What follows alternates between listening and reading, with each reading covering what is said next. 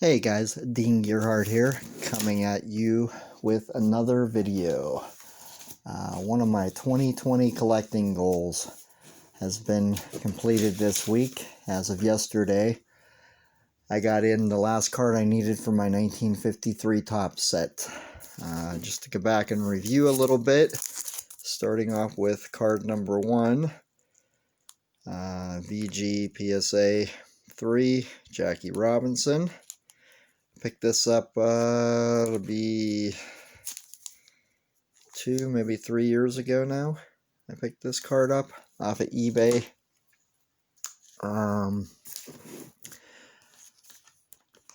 It's a 280 card set, but there are 6 cards that were never made, so that brings it down to 274.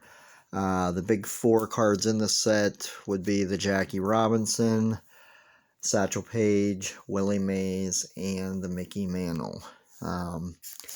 This is not a rare set. It isn't hard to find any of these cards. You can find them all in various conditions. I would say the higher the grade, though, the tougher the cards would be because of the black border at the bottom on the National League cards, and even the red borders, too, on the American League chip a little more.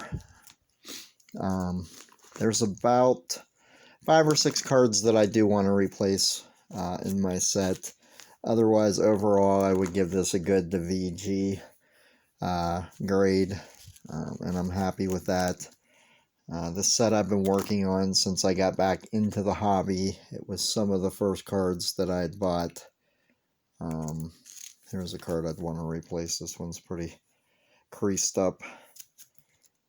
But overall, pretty pleased with the set. It's not an out-of-reach set by any stretch. All the cards are available. Even the high number series. You just pay a little more for them. My advice to anybody looking to start this set, start out with the Mickey Mantle or the Jackie or the Satchel or the Willie Mays, because these cards are just going up in price.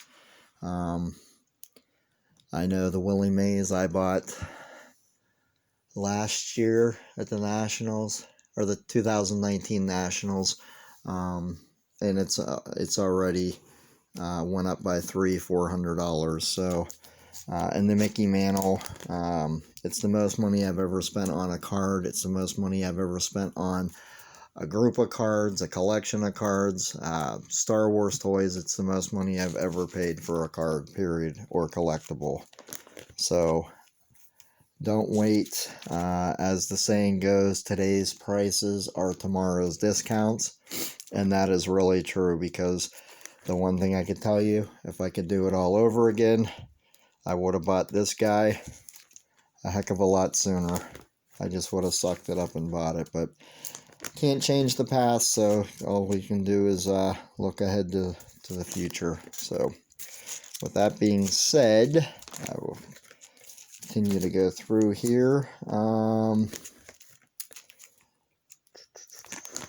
Here's another card I'd like to get replaced. This card looks like it was in a kid's pocket since 1953. It has definitely seen better days. So that'll definitely be on the replacement list.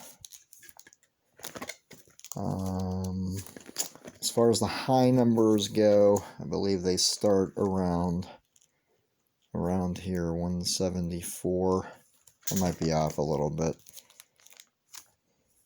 Anyways, the 2 biggest high numbers that weren't Hall of Famers that were a little more expensive were the Harvey Haddix, and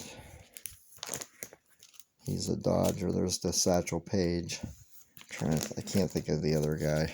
It'll come to me in a second, but there's a lot of Pirates in the high number series too, for whatever reason. Roy Face, that was a little more money.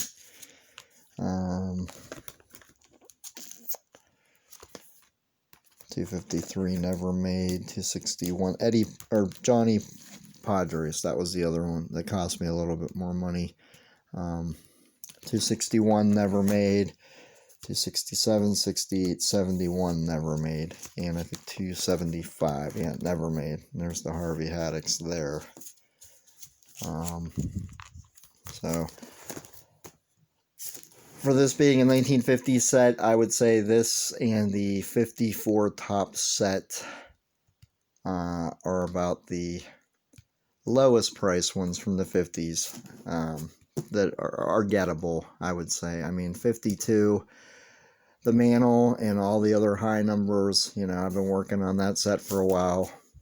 Who knows, you know. But anyways, here is the highest grade I have of a card from the 53 set, and that's a 6. Didn't set out to buy this card, I think, at the time. Again, this is going back probably 9 years ago. I put a bid in and I just happened to win it, so that's how that goes. These other ones here, they're all 3s and 4s, I think.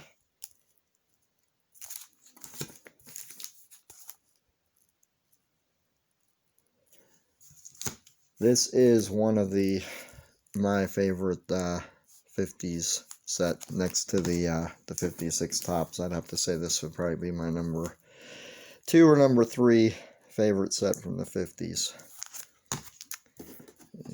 It's the Willie Mays. I get that in a 2, and I bought that at the last Nationals. That's where I got that, because I got the Jackie Robinson off eBay. I got the Satchel Paige, the last Nationals that was in New Jersey. So I want to say it was probably around 2016, something like that. And then the final piece to the puzzle, the Mickey Mantle SGC2. Biggest flaw in this card is this corner right here. But other than that, with the, you know, the typical corner wear, everything else to me looked pretty good. So I was really happy to pick this up. I'm still psyched about it. I watched the tracking on it all week long to make sure it got here, because I had a mishap with another group of cards that came in. The only thing that came in was the shipping label that had tore off the package, so I'm waiting to hear back from the seller about what we can do about that. That was a 19 card order, and a bunch of nice cards in it, all commons, but just the idea that they're probably gone, so that sucks. So if any of you are sellers out there, my suggestion would be to not only attach the shipping label to it, I would also write the address on the package somewhere too, in case the label happens to come off of the package. I work for the post office. I'm a letter carrier. I've never seen this before. I've seen labels get damaged to the point you couldn't read them, but when the label comes off of a package, it's really hard to find that package, especially this time of year. So I don't know what's going to happen. I'm sick about it, because like I said, the cards, they were all like near mint to mint, and a lot of them were football and some baseball replacements, but hopefully that'll work itself out. But like I said, when I heard about that, I had seen this was coming in too. I was really excited for this. So yeah, that's about it. That's all I got, guys. Have a good day. Thanks.